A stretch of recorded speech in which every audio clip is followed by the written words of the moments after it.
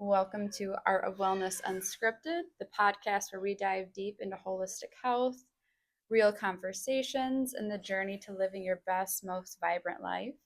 I'm your host, Amara Tiller, and each week we'll explore the art and science of wellness with inspiring guests, experts' insights, and practical tips you can use every day. Whether you're a wellness enthusiast or just curious about natural health, this is your space to learn, grow, and discover what it truly means to thrive mind, body, and spirit. No scripts, no filters, just honest, unscripted conversations. So grab your favorite tea, get comfortable, and let's embark on this wellness journey together. Today I have a guest with us. Her name is Rosetta. I'll have her say her last name because I cannot pronounce it. Hi, I'm Rosetta Kawauchi. I'm a board certified naturopathic doctor and I'm a certified practitioner of esoteric healing. Nice. And you are located in Okemos, Michigan? Yes, I'm located in Okemos. My business is Essence of Healing, and I'm located at 4211 Okemos Road, Suite number 1, um, Okemos, Michigan. Nice. I used to be Suite 16, and a bigger space open. So how can you get better than Suite 16 than by Right. going to Suite number 1? Yeah. So that's what I did. Actually, so I know Gracie. Oh, yes, Yes. yes, yes. I used to have my office there, my original Oh, office, okay. Yep. yeah, as part of her Cultivate Collective. Yes. I almost put my office there as well, but everything didn't work out well with Right. like everything going on with my business. So I ended up not doing Mhm. it. But yeah, that was the first time I ever heard of you because she was like, oh, there's a naturopathic doctor here. Oh, what? Yeah. Yeah, she said that there was someone looking at that space with the glass window Mm-hmm. who did some similar holistic health. Yep. And I remember her saying that. Yeah. So, oh, that would have been nice. Yeah. So we would have met then. Yeah, that would have been nice there. So, yeah, so thank you for having me here. I'll just start with some of my story of what I am, and so I am, like I said, I'm a naturopathic doctor, but I didn't start out as one. Um, I'm a licensed registered nurse. I used to be a critical care nurse, and I've been a nurse since 1994, so Wow. more than 30 years. You can age me that way. So I've been a nurse for more than 30 years. When I got married, we had 4 beautiful children, and I became a stay-at-home mom. But my second child had a congenital heart defect. So my nursing skills, I mean, I've relied on those for my kids because I had some pretty sick kids. So he needed surgery right away. Shortly after that, my 2 middle boys were diagnosed with autism when they were very young, like 2 years old, younger than 2 years old. And so we started them right away with ABA and seeing different doctors and doing everything conventional. And my 2 middle boys were nonverbal and they would just scream in pain. They would scream in pain all the time. And I felt as a mother helpless. And also I'm thinking, what can I do for them with all my knowledge as a critical care nurse and everything I'm doing? I'm being very proactive. My husband is a medical doctor, and so we're treating them very Western medicine minded. So after a couple years of that, and they just weren't getting better, I just needed. This was in Florida. I wanted to move closer to my family in the Midwest. So as we came here, I discovered a naturopath, and I never heard of a naturopath before, and that was back in 2010. So I met her, and through her, I started to work with my boys. And at that point, I didn't see an improvement with my boys, but then she introduced me to Reiki. I'm like, what the heck is Reiki? Right? I'm thinking, well, my boys are not responding with my voice, with me holding them, or with medicines, or with this therapy. So I'm going to look into this Reiki. So I learned Reiki. And I'm thinking, if this will help my boys, maybe they're more spiritual. Maybe they have a language with words that I can't speak. So, and I also suffered at that time with severe fibromyalgia. I was in so much pain, but I just, kept plugging through Mhm. for my kids. So I learned Reiki. And as I was giving my boys Reiki, um, their screams stopped. Whoa. They went into just a very peaceful, restful state of mind. And I could just feel, and I'm a very spiritual person, Yeah. and everything I always do is in the name of Jesus Christ. And I Mhm. always ask him to help me. But this is me just learning. And um, yeah, my boys, they just stopped. So I knew I was onto something, that there Mhm. is something else out there, this Reiki thing, this energy thing, like what is it? And so that was back in 20, 2010 we moved here. I learned it in 2011. So, and after doing this for about 3 weeks or a month, I realized my pain was gone. My fiber, it was, I did not have any more pain.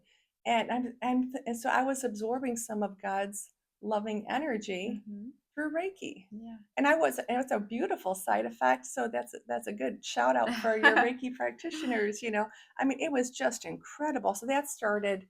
So at first I met a naturopath. I had no idea her initials after her name were ND. Mhm. And I'm like, oh, I said, well, she was an RN, so RN and then ND. I'm like, oh, she's a nurse like me. I'm gonna go talk, talk nursing stuff with her. And then I said, oh, you're a nurse. I said, are you a nurse doctorate? I'm a nurse. No, that's a naturopathic doctor. I'm like, what the heck is that? So anyway, so went from there. I learned Reiki, and then from Reiki, I went all the way up and became a Reiki master. I learned of cranial sacral therapy, Mhm. and then the cranial sacral therapist ended up quitting this clinic, and I'm thinking, well, I have a license to touch as an RN. I'm going to learn cranial sacral therapy. Yeah. So then I enrolled at the Kalamazoo Center for Healing Arts through their massage program, and I convinced them, and they allowed me to come in just for the integrative massage portion part. Okay. And my whole intention, everything I've done with this is to help my family, to help my Mhm. children. So I learned that. I learned cranial sacral therapy. And I was also working as a Reiki master. So that was part of my holistic health. I worked at a chiropractor's office doing this. My boys, when I started doing cranial sacral therapy on them and Reiki through their ABA therapy, the BCBA, the board certified behavior analysts, they come up with a behavior plan and treatment goals, and you got to reach all these behavior goals. But once I started doing cranial sacral therapy on my boys, these goals that were unattainable, they were just, achieved 100%, 100%, 90%. it was just it was just incredible how much my boys took to cranial sacral therapy and Reiki. Mhm. So from there, we were in Indiana at the time, and then we moved to Michigan because of my husband's job situation. So I was here. So I moved to the Lansing area, and then I met another wonderful naturopath that was my spiritual guide as well, and her name was Dr. Gail Hauser. And she was wonderful. She was very popular and very well known in this area, but she took us on and she really helped me out. I was still very um, um, unskilled with naturopathic skills. So I just relied on her. Mhm. She was the doctor. She could just tell me what to do and I'll do it and I'll take care of my kids. And what I learned was through the homeopathy, through this energy medicine, that it is what a gentle way to work with the body to unwind from the newest symptom to the oldest symptom, and something that is not in something that doesn't work against your body. It worked with your Yeah. body, and I noticed that with myself. um, all four of my kids, we all just relied on Dr. Gale and Mhm. her tinctures and her homeopathy and her wonderful advice. So she ended up passing away in 2021. So that's when I said, if all I can do is just help my family, that's what I'm going to do. So I started looking at the school that you go to. Mhm. So I started kind of looking at that a little bit before. In 2019, I looked at NITE, Mhm.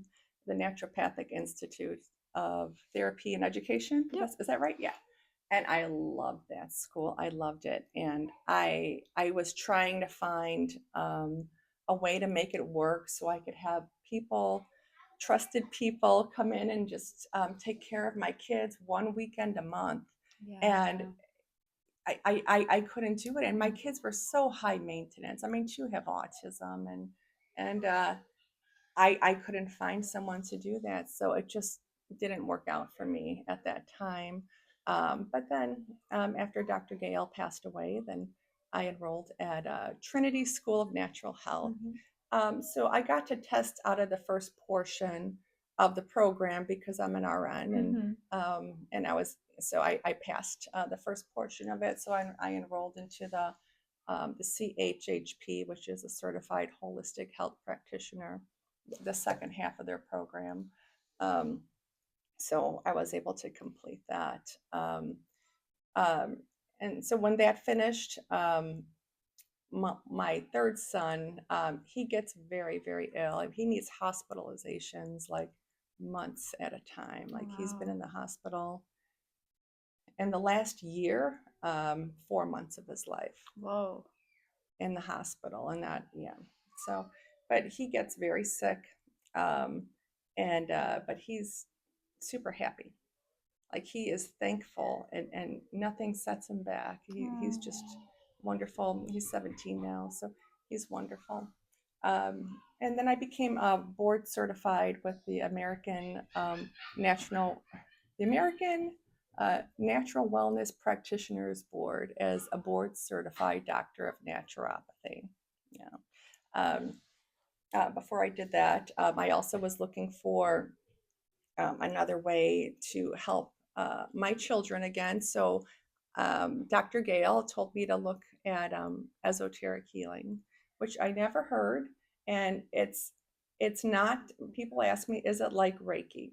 Well, it's like Reiki in a way that it's energy work, but it has a different intelligence. Reiki has its own beautiful healing intelligence, and it's incredible. And esoteric healing also has a completely different kind of healing intelligence. Um, and everything comes from the divine Lord Jesus Christ Mhm. coming down, and it just comes in through differently. So I met Dr. Barbara Briner, and I took her courses. She ended up passing away, and I was grateful for meeting her. So esoteric healing, it you align with the client's soul and up to God, and everything is done with permission. So um, we align with the highest intention of the will of the soul of the person. So, I like that. um, and before I even start, we need to ask, is this person open to receiving an esoteric healing session?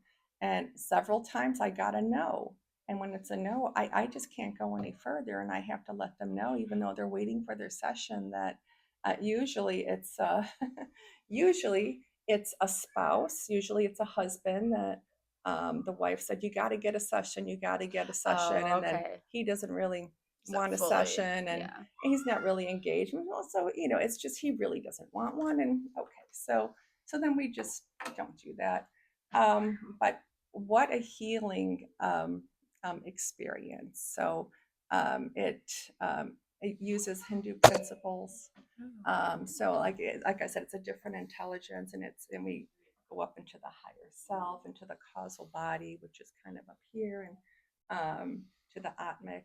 I'm sorry, to the manasic, which is more like a physical, to the manasic, the buddhic, the atmic, and then the monadic levels. And it's a beautiful healing experience. We work at the physical, etheric, emotional, mental, personality, and then there's several spiritual levels that all have their own responsibility there. And we work on everyone's lotus, which Wow. it's just we work on knowledge, love, and sacrifice, and all at different levels. Mm-hmm. And it's very deeply personal, and it's deeply healing. Oh. And it's I would say one profound experience. I had someone come to me, a man. He came to me, and he wanted a healing session. So without me knowing much about him, I went, everything tested okay. Yes, he needs a healing session. So I went ahead and I gave him this healing session. And without me knowing that he had some substance use, I called to check on him a few days later and a couple weeks later, and he let me know that he didn't even want the substance After? Oh, after wow. I he have did. chills. Yeah, yeah, it was. He said, "This is enough." He's, "I Yeah. don't know what you did." And I said, it was all it, I'm just a tool, and this is all Jesus Christ, and it's very personal to what you need. Mm-hmm. So he didn't even want the substance, and that lasted about 3.5 weeks, and then he came back, and then so he felt a lot better the second time around. So he did really well with that. So, but it's just very deeply personal. The way I incorporate esoteric healing into my naturopathic care, because I know I'm talking a lot about healing. So I had someone come in yesterday, actually, and she's been my client now for about a year. But her main complaint was she just has a lot of itching. She has a lot of itching. So naturopathic principles, usually if it's skin, it's itching. It's the liver, support the liver, help detox the liver, and skin gets a lot better. But so I was doing that with her, and her itching was not getting better. Okay. So I'm like, well, let me just try this from this perspective. So I said, okay, so let me just connect with you in this way. I'll hold your itching in one hand. I'm going to go through your different centers or Yeah. chakras, and see where in the body this is responsible for your itching. So I found it in her heart chakra. So okay, let's look at your heart chakra. So what's responsible in the heart chakra? You got your thymus gland, you got your heart organ, you got your circulation, the components of the blood, the your muscles, your lower lobes of the lung, and the diaphragm under your lung. So I was looking at, so I know it's got to be one of those. So that it ended up being her thymus, which is responsible for immune. It's Mm-hmm. immune. So I was working with liver, but that's how I incorporate. So um, esoteric healing. So with esoteric healing, it gives me so much more insight than I mean than going on just the principles, and they're wonderful principles that I've learned with naturopathic health. But it's like several. I won't. It's a lot of steps above. Yeah. It's a lot of steps. It's like a quick answer. Okay, Yeah. okay. Thymus. I know exactly where I need to Mm-hmm. go. And so everything I do is non-invasive. I don't draw blood. Um, I I I don't prick anyone's finger. When someone comes in for an appointment with me, for a naturopathic appointment, I have them fill out a 6-page naturopathic history. When they arrive, I test their urine and their saliva for pH, Mm-hmm. which gives me an indication about how well the digestion is with the liver and the detoxification, and how well they're eliminating. And then I have some recommendations to help balance their pH, so they can absorb and assimilate and use their vitamins and Mm-hmm. nutrients. Um, I do some muscle testing. I got a list of digestive points. cardiovascular points, endocrine points, and then some special points like yeast, like candida, parasites, and heavy metals. And also, I could test for different vitamins if they're challenged or not. Okay, so I'll do that.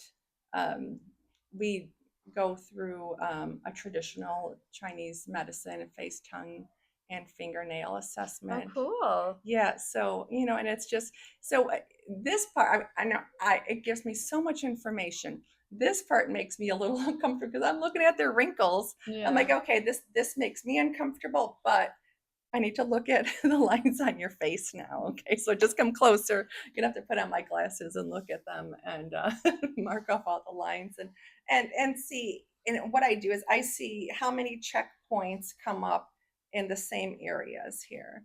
I also do a bioresonance scan, and I use Zyto. Okay. Yep. So yeah, so I use Zyto, and it measures hundreds of balancers and stressors. Just I should have brought my hand cradle through the palm of your hand. And I kind of like to do that face to face. I know there's a lot of other bioresonance where you don't need to do that, where it's like the Solex. And Yeah. I used to have Solex too.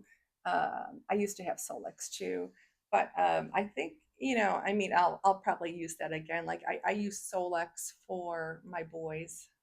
I have Solex and Yeah, yeah, I want the yeah, Zyto though. I want to have both. I feel like yeah, Solex yeah, is good for like a yeah. continuing thing, Right, right? right. But with seeing clients, I feel like the Zyto gives Yeah, like the best. right. And I think with the Zyto, I really like Zyto because it's something Yeah. tangible they could touch, and Mhm. it's not so Yeah. woo woo. I hate that word. Now I'm using it, but it's because of esoteric healing. I mean, I do energy work, but people, my instructors call it woo woo, Yeah. but it's not. Yeah. Right? Mhm.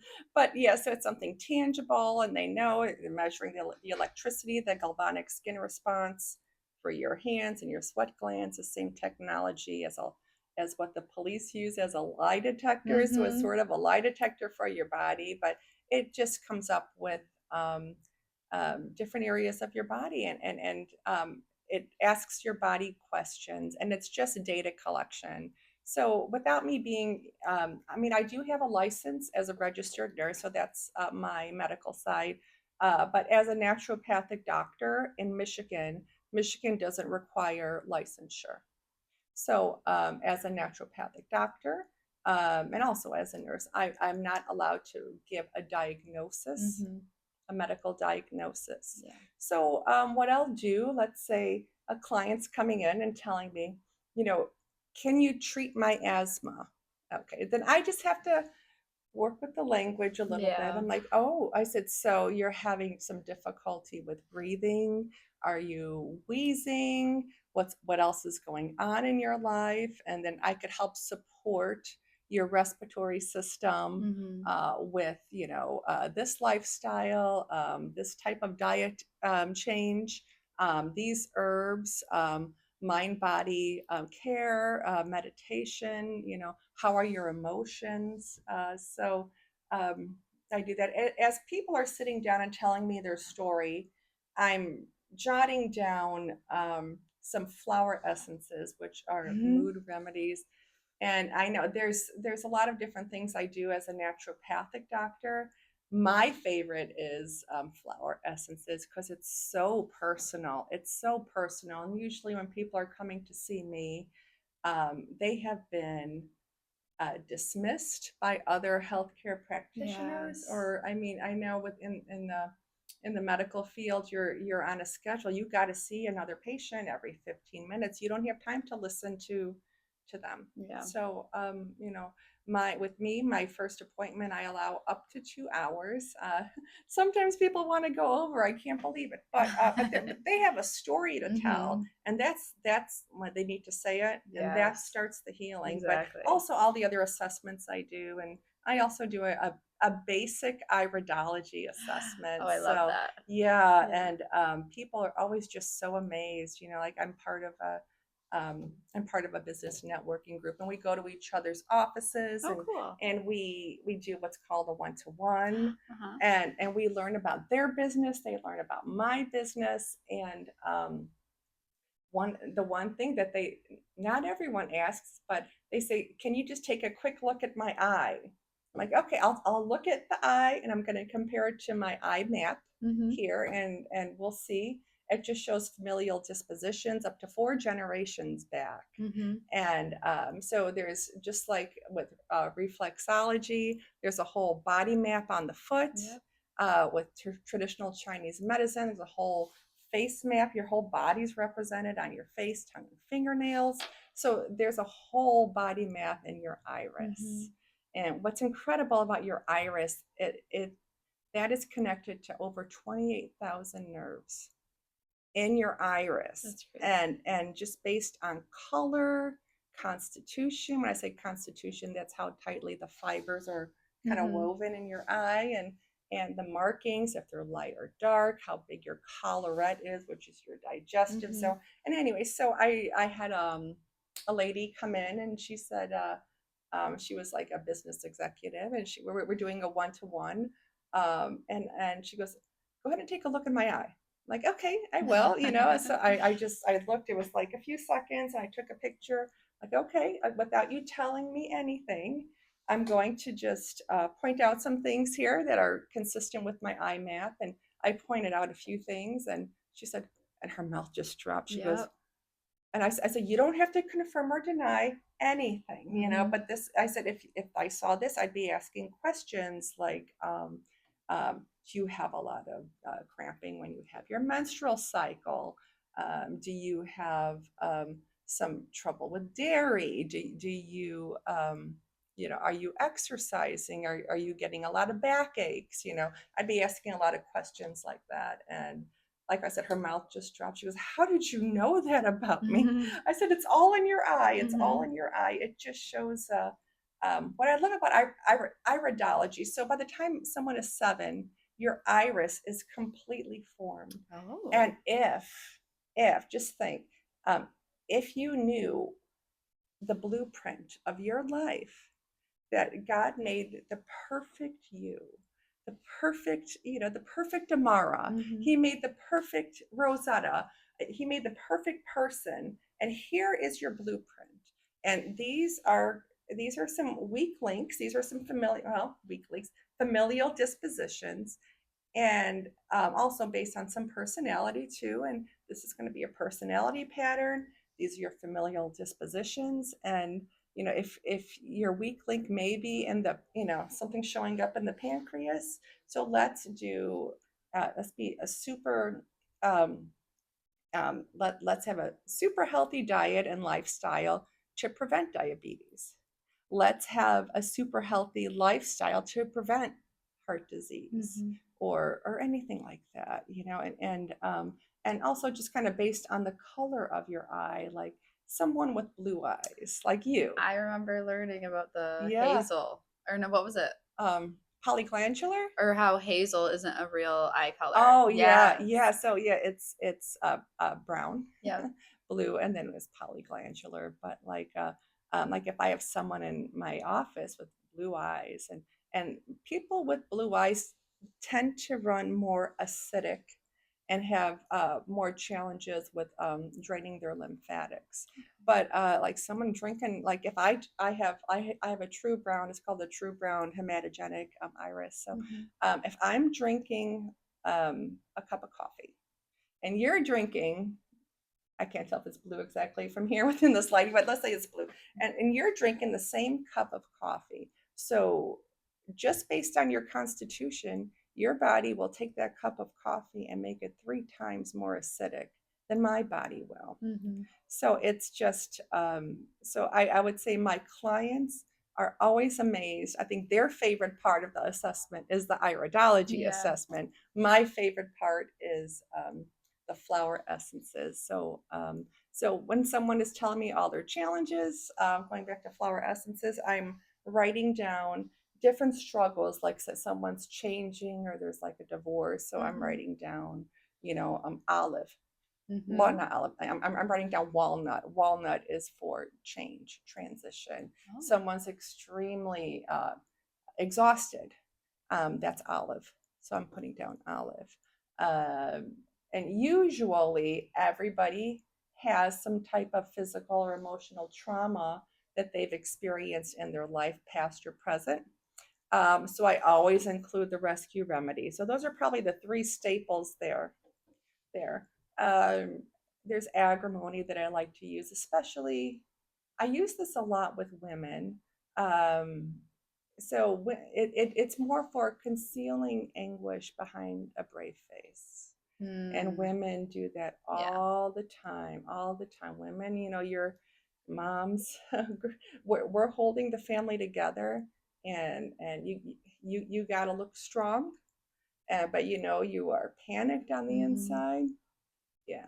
So I have a lot of success with that, and what I do is I come up with a very very special blend, and when I read them back, what I picked and why, I mean they are in tears at the end. They're like, "You listened to me." I'm Mm-hmm. like, "Yes, yes." Or there's like what there's white chestnut that's for mental chatter at night where you just can't go to sleep. It helps people sleep. Ooh. Yeah, so it helps. So I know someone who it's needs very, that. yeah.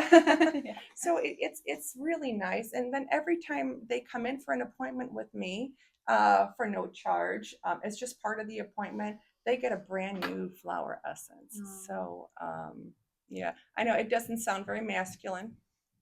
I have I I have someone that comes to see me, and I when I look at him, I think um, Roman Empire. Like I think like Yeah. very masculine. That's just what I think. And but boy, does he love those flower essences. But he Aw. doesn't want to call it that in front of people. He just says, "I'm taking my tincture. It makes me feel better. Be quiet." So so he does. Yeah. Yeah, yeah. So yeah, I love helping people in a way. I love listening to people. So like I said, my first appointment is 2 hours long for a naturopathic visit. Follow-ups are 45 minutes to an hour. If you're booking a healing session with me, that's about 90 minutes long. And so yeah, so I'm very happy to reach out. I work with people of all ages. I work with children. I have probably, my practice consists of probably 30% men, which, according to other naturopaths I talk to, that's a high number, because a lot of it's usually, mine is still women dominated, but men are reaching out for holistic health with Yes. me, and they need a safe space to go. Yes. And yeah, so I'm very happy to work with men, um, and I'm very accepting of everybody. Um, just I'll meet you where you're at, wherever you are, and I'll work with you from there. So yeah. Love that. Now, when you were talking about like energy and Reiki with your children, Mm-hmm. autistic children, it made me think Mm-hmm. I was just listening to I think it's called the telepathy tapes. Have you heard about Ooh, those yet? no. Stop. What is? No, You I have to. didn't. Oh, Yes. wow. Put it on Tell your me, tell list. me. So it's all about, now I just got a little bit of it. It's all about somebody who interviewed parents that have autistic children and they told them like stories of how Mm. the autistic children, so for example, um, they had a horse farm. There was an autistic child. One of the horses was acting strange. And before anyone else knew that there was a Mm. horse that had just died, Mm. the autistic child says, because the mom asked, "Why do you think the horse is sad?" And it's like, "Well, the horse is sad because so and so died." And Mm. nobody knew. No one told this child. And they asked, "How Yeah. did you know?" And he goes, "The horse told me." Mm. And then Yeah. there's other like parents giving testimonies of similar situations of Mm. where like their autistic child could literally read their mind or like they could speak Oh, quantumly yeah. like that. Yeah. And they Yeah. literally knew what they were thinking. Oh, Yeah. yeah. Yeah. One of my boys with autism, this was several years ago. He's 19. Well, he's 18. He's almost 19. But when he was younger, when he was about 10 years old, I had my nanny over, and she was telling me that her fiance from a year or two ago passed away in a car crash. Mm-hmm. So we were just talking about that in the kitchen. I was listening to her, and my son David, he came up, and then this is one who's pretty nonverbal, but then he just spelled, and I don't want to spell the whole name, but he just spelled the name ADAM, and then he spelled a bunch of letters in the last name, and I just, yeah, and I was like, wait a minute, and I started writing it down, and then my nanny, she just fell to the floor and started crying. And I said, what, are you okay? And then she showed me, she rolled up her sleeve and she had his tattooed name Oh my right goodness. there on her arm. And so it was just it was for her. It was Yeah. for her. Yeah. And David was receptive to Mm-hmm. that. So it's beautiful. They're such special children, and and yes, it's challenging for us here to take care of them, but God doesn't make mistakes. Yeah. He doesn't make mistakes. He's here, and these kids are here to elevate us. We got to think differently. We Yeah. got to think like them. We got to learn how to figure out what makes them tick, and that's a gift that he had that none of us had at the time. So that was my big learning curve there. So It makes me think about, because there's obviously something quantum, maybe something in their biofield that they have that we don't have, that we're not able to like pick up on as yeah. strong. And I don't know if you've ever heard of Kirkland photography, where they can literally take a photo of your biofield. Oh yes, And you yes, can go yes. into Detroit and they have a studio Yeah. that you can do it. Oh yeah, And yeah. so I've always wanted to Mm-hmm. get these cameras for like my Mm-hmm. practice. Oh, Like imagine absolutely. taking a photo of your client before you start healing, Right. before anything, and then Yeah. after to see how much it changes their biofield. But with autistic children, like what does their biofield look like? I wonder. I know a lot of children that are autistic are not very grounded in this, or so they need a lot of grounding work. So if Mm-hmm. I work with someone who has autism or on the spectrum, I concentrate a lot on grounding them here because they're living up here. Yeah. They're living up here, and they're very aware of everything and everyone. The whole spiritual realm. Yeah. They're very aware of that. Um, yeah, so I'm very, very blessed to have that. My children chose myself and my husband to be their parents. They chose to incarnate here, and whether we were ready or not, Here they are. boy, I mean, it's like, what is that saying? Initiation by fire or something? Is that what is I that don't called? know. Oh, But, it's just wow. Like, yeah. okay, well, here we are, and here are these things going on, and no one has answers, and I have to just figure this out and work my way through it. I think I have, and they still have autism. Okay, Mm-hmm. they still have autism, but boy, they're incredible human beings, and they really do have so much to offer. I mean, I just think of all the people I have met because of my boys, because they have Yeah. such special needs. Mm-hmm. I have my oldest son is 24, Joey, and Joey graduated with a chemistry degree and a teaching degree, and he's still looking for a job as a high school chemistry teacher. But he's we love having him with us, and I'm so lucky to have him. He was always um, when he was growing up. He was just he got the highest grades, and he did very well, and he had high SATs. So he made me look really good as a mother, and then my boys came, and I had to just think, okay, so how am I going to go from here Yeah. to here and work with them and come on up? And then we thought we were done having kids, and I had a tubal ligation, and when actually I was talking to my doctor about having a tubal ligation, and my daughter was already there growing, so she kind of snuck in there. So Angelina, she's wonderful. She's 16 years old, and she's just a very gifted, intuitive young lady, and I'm so lucky to have her. So she helps me a lot. If I'm like too busy or if I'm not grounded, and if I'm trying to get some messages from Jesus, from Mhm. God, and I'm just not grounded, and then she'll come to me and tell me a message. Like, oh my gosh, okay, yeah, that I kind of felt there. I Mhm. needed a message, and okay, I'll have to go into a meditative state and prayer and see what else they need for me to do so I could help everybody else. So, yeah, so I love that. yeah, yeah.